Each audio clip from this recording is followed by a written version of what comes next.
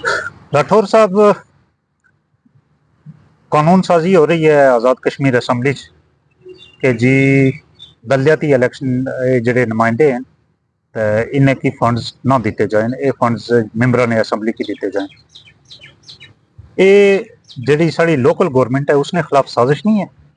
बिल्कुल नहीं sir. Okay है वो इस तरह सर के ये हुकूक की जंग है किस दे हकूक दी? सर। साढ़े मतलब इतनी बड़ी रियासत है, उस रियासत की कोई 40-50-53 मेंबरान असम्बली है, इतना का उन्होंने हक बनता है ना सर।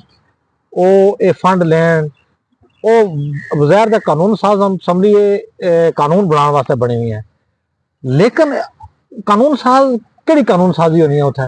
ये टूटी खंबे वाला काम सब तो बेहतर है, वो करना चाहिए इन्होंने। टूटी खंबे ना कम सर बलदियाती नुमाइंदे ना और सर बलदियाती नुमाइंदे का किधर है ये किधर जा सकते? रेडियां रेडियां लान फिर अगर बलदियाती नुमाइंदियां नु फंड दे देंगे। नहीं फंड उन्हें की चलो कुछ अपना हिस्सा रखें तो कुछ फंड बलदियाती नुमाइंदे की दे ना सर। ये बड़ी मेहनत का काम है, इन्हें पहले भी बड़ी जंग लड़ी है, तुहानू पता है। ये जड़ा मेंबर असम्बली है उन्हें बड़ी जंग जदोजहद तो बाद अपनी पेंशन लवाई असम्बली भी। जड़ा एक दफा मेंबर असम्बली बन जाना उसकी याद पेंशन लग जानी है। और सर पेंशन एक केड़े एक कोई सिविल सर्विस करने एक 25-30 साल नौकरी करने 5 साल बाद केड़ी पेंशन होनी है सर? क्यों होनी चाहिए? और सर वो जेड़े आम जड़ा वोटर है, आम जड़ा आजाद कश्मीर का एक आम फर्द है, वो इन्होंने वोट देगा असम्बली में भेजा इस वास्ते कि ये टूटी खंबा छोटी नहीं सर इन्ना फिर बलदियाती नुमाइंदे ने काम होया ये कानून साज असम्बली है, इसने काम दा कानून साजी करना है सर। और कानून साजी आई केड़ी है उत्थे तक के कानून साजी करनी है? इन्हें केड़ी आज तक कानून साजी की वेले टाइम ही फिर और तो कोई काम होना नहीं है। चलो टूटी खंबा कोई बेचारा अपना घर बना लेना है, कोई छोटी मोटी चलो इन्वेस्टमेंट कर देना है, ए दुबई है इधर इस्लामाबाद विच है, यही कुछ है, इसको और की करना नहीं इन्वेस्टमेंट ना कानून साजी नाल के ताल्लुक और सर कोई पीछे थी आसी कोई तरक्याती फंड आसन ये कोई कर ना कोई फंड ही ना आवे के कर सन तुसा ये सियासत किथु कर सन? तुसें मसया आया कि ये टूटी खंबे ना कम यो करने टूटी खंबा अवाम की यो देने तो फिर पीछे फंड्स ना दे इन्वेस्टमेंट ना ये क्या ताल्लुक है? क्या मामला है सर? मसला यो है कि उठे जड़ा आम वोटर है वो इन्होंने वोट क्यों देसी?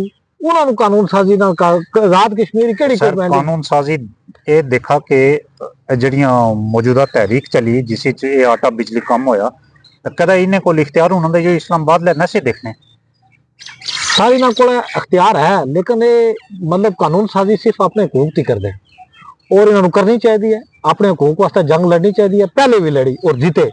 मैनू यकीन है कि जिस मेहनत नाल जिस लगन नाल लगे हुए मेंबरान असम्बली ये जंग भी जीतन।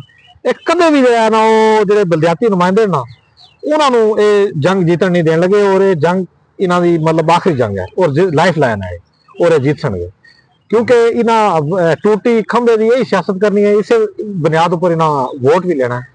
नहीं टूटी खंबा मैं की एक गल दसा कि टूटी खंबा ये पुल ये कलवर्ट ये सारिया चीजों बनानिया तुसें ना अपना चरून वाला पुल बनता सारे बड़े ठंडे कम होने, अगर इस तरह पुल बन पै जान तो बाकी फिर कम कम जो रह सके एक आहिस्ता आहिस्ता एक अगले सर मैं पिछले 10 साल तो तुसें पोस्ट देख रहे हाँ इधर कोई गड्डी उठू नाले चो रुड़ जानी रुड़ियां दो गड्डियां रुड़ियां बंदे कितने रुड़े फिर पुल नहीं बने तो फिर ओ सर ये ताई शुगर लगा रहे सी ये पुल गड्डियां रुड़ सन बंदे मर सन ये खबर ताई बन सन अगर सारे मामला ठीक कर छोड़े पीछे रह सी के नहीं सियासत किस चीज पर नुकसान नहीं है जो इलाके ना सर अगर इन्हें सियासत भी करनी है ना इलाके के नुकसान नाल इन्होंने क्या लगा जी? अच्छा इन्होंने अपने हुकूमती जंग है वो अपने हुकूमती जंग लड़ रहे। अच्छा तुझसे आखने के अवामी एक्शन कमेटी नहीं तरह जो भी अपने हुकूक नहीं जंग लड़ने दो है अपने दो है जिस तरह इलेक्शन कमेटी जरा वो अपने अवाम दे अपने वो हुकूमती जंग लड़ रहे। बलदियाती नुमाइंदगियां नहीं अपने हुकूक नहीं जंग लड़ने कमजोर है उन्होंने पहुंच नहीं सारे इख्तियारात ताकत ये देखा कि हर हल्के कितने बलदियाती नुमाइंदे एक कला एमएलए क्या करसी एमएलए हुन ये तुसी देखो ना अगर जड़ी कानून साजी करनी है रियासत की बाद जितना ही अप्रोच या जितनी पहुंच ना मेंबरान असम्बली की है एक आम बलदियाती नुमाइंदे की केड़ी पहुंच है जी? नहीं, जिस तरह अवाम एहतजाज कीते ते बलदियाती नुमाइंदे क्यों नहीं एहतजाज करना? करते कदे दे लगे पे वो कमेटी बनाई हुई हुकूमत ने, वो आनी है बस चंद एक बंदे मतलब खड़े कर गया फोटो नहीं, बना गया। कमेटी क्या कर सी जदू कमेटी चो मेंबरां ने असैंबली जेड़े वो फंड्स लेने ने। वो बस सब अच्छा जी उन्होंने मुतमईन कर गया जी, ए कर रहे हैं वो कर रहे हैं, बस कर गए मुतमईन कर गया, 5-10 फोटो बना के आगे कर दे, सब अच्छा जी।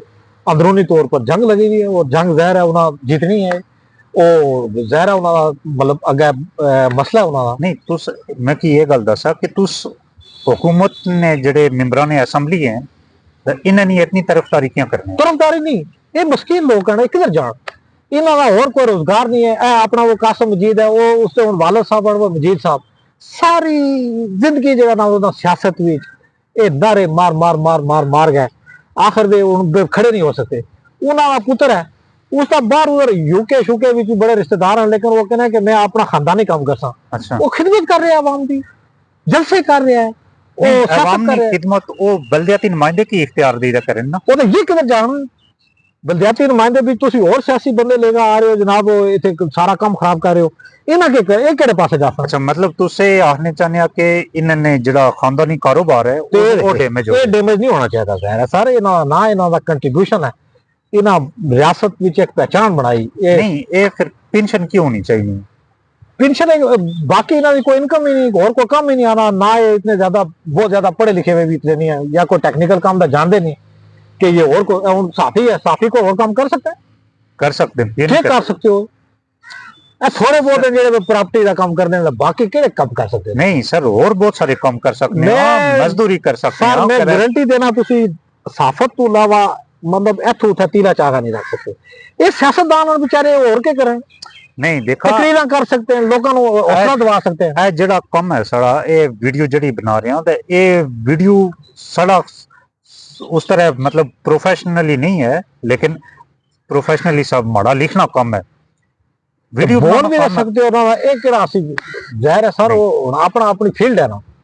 अच्छा, तुस साफियां छड़ा सियासतदाना नहीं गल दसा कि तुस अपने जेड़े तुसे ने इलाके ने कम है, तुसे ना जिला ही ले लेने, हल्का तुसे ना ले लेने। और सर उठे थोड़ा जी वजह है, कसूर कोई नहीं है, नुमाइंदे किसी को। अच्छा, उठे सबसे बड़ी वजह है कि नुमाइंदे साढ़े जेडे ना वे ज्यादातर उन्होंने जमपाल जी है वह शहरों में हुई है। अच्छा, किसी भी इस्लामाबाद हुई है, किसी और शहर में हुई है, वे शहरी माहौल दे शहरे पढ़े लिखे बच्चे उन्होंने उठे वो बसमंदा इलाकों में पहचानते ही नहीं है, इलाके का ना ही नहीं जानते।